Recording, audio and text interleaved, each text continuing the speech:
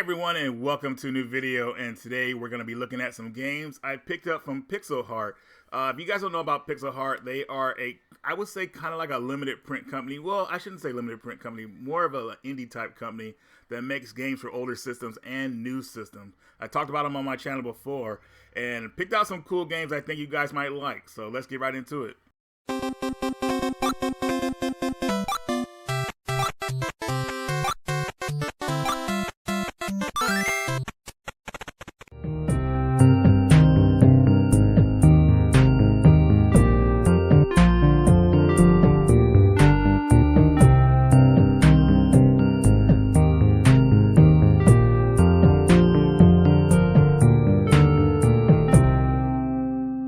Here's Guns and Runs.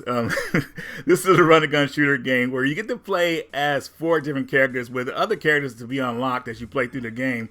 But what I like about this game is that it takes off from the start. You know, no crazy story bits that you have to go through and everything like that. It gives you a little bit of dialogue, a little bit of story, and boom, you're into the gameplay. And the first level will teach you how to play the game. You'll get used to the controls, the dodge dash mechanic, which I call it. And pretty much with that mechanic, you could dodge through enemy attacks and dodge into like other platforms. The whole mechanic of using the dodge move is great, but you can't overuse it because that would pretty much break the game. So there's a limit of how you could use it. But definitely a cool mechanic in the game. And then of course you get your guns and everything like that, upgrades, things like that. There's something about this game that just kept me like going on, even though I thought I was going to stop playing. You know, I was just compelled to try to get further. And a cool point I want to mention is that when you get killed in this game, when you lose all your health, you get to start off at the area prior to where you died at. So you'll start off in this little room, and once you go to the other room, you'll pretty much be in the area where you died at. So the pacing in this game is perfect. One thing I hate about platform games, and maybe this is because I've gotten older or whatever like that,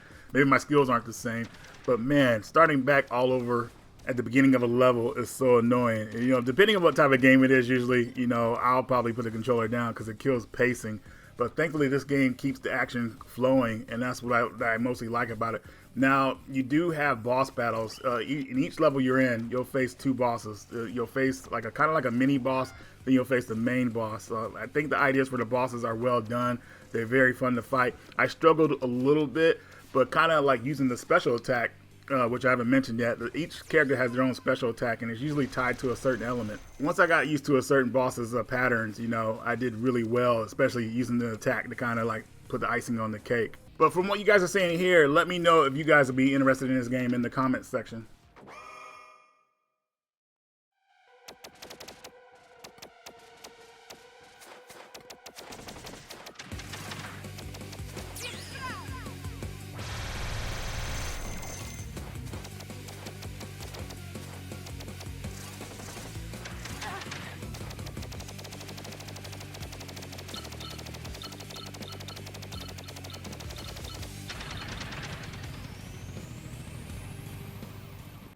Here's Androdonus Part 1. Funny thing about this game is I didn't even know about this game until they were actually making the sequel. You know, never saw this in the arcades. Just didn't even know it had a home console port on the Neo Geo system. So anyways, obviously this is a shoot 'em up. And it's kind of funny that they made a sequel to this game years later, but I kind of could see why. This game had a lot of potential, and it's actually really a lot of fun. Now, the only thing that I didn't care for that much in it, and it's not, that's just my caveat, is that I didn't like some of the soundtracks with it. You know, a shoot 'em up game needs a good soundtrack to help the flow of the game, and some of the tunes in this game didn't really like hit with me. But that's not saying that they're bad, it's just that they didn't hit with me, but you guys will probably like them.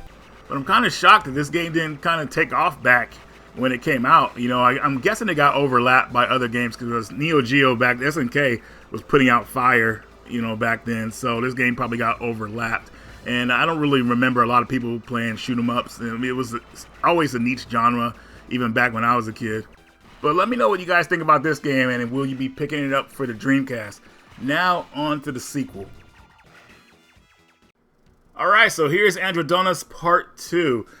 Now, this game obviously has been a long time in the making, and they really put a lot of effort into this one. I had a really fun time playing it. Now, I haven't got that far in it, you know, but still, It's a really compelling shoot 'em up that really, like, I feel like it'll bring a lot of people in, you know. It's a pretty forgiving game, but it won't let you just run through it. It's not super easy, but it's definitely something that'll compel a lot of shoot 'em up fans, I think. You know, the effort they put into this game really shows, and I think a lot of people will enjoy it.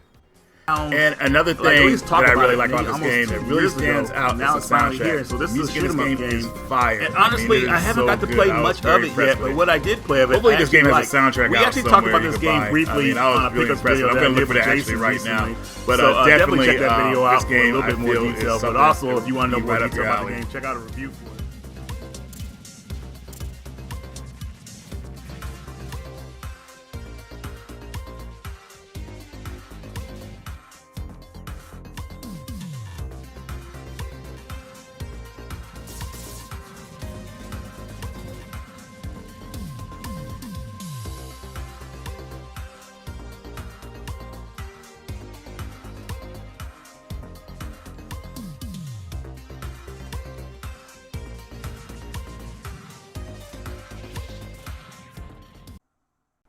Here's Wallachia, Reign of Dracula for the PlayStation 4 system.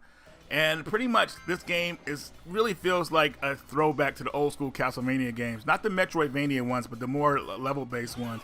I would say this game is more of a run and gun type because of your main weapon is a bow and arrow, which you get upgrades with. You also have a side weapon, which is a sword. I feel like this game more focuses on like range combat, but if you're good enough, you can use a sword to deflect attacks and get close to enemies, of course, or just use it as a last resort. But depending on how skilled you are, that's going to be how effective that weapon is for you. You can tell that the people that created this game are big fans of the Castlevania series. It has an awesome soundtrack, and each level has a cool boss fight. It has little story tidbits too that kind of like help the story along as well. So definitely, if you're a Castlevania fan, definitely pick this one up.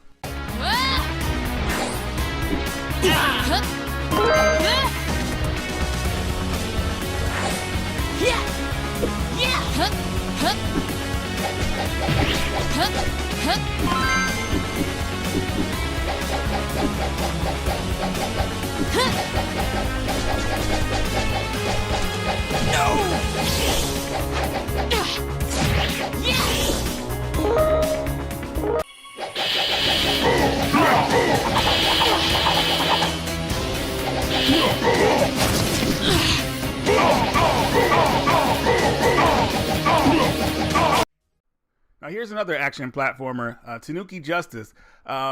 This game reminds me of this game I played back in the day called Kid Nicky. It was just, man, just so nostalgic to that game.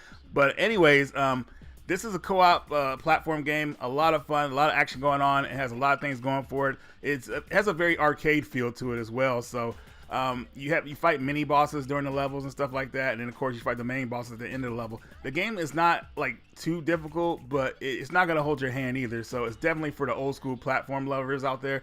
My buddy Jason actually played this, and he beat the game over the span of 2 days on a live stream. So that was kind of cool. But yeah, definitely one that I'm happy to have.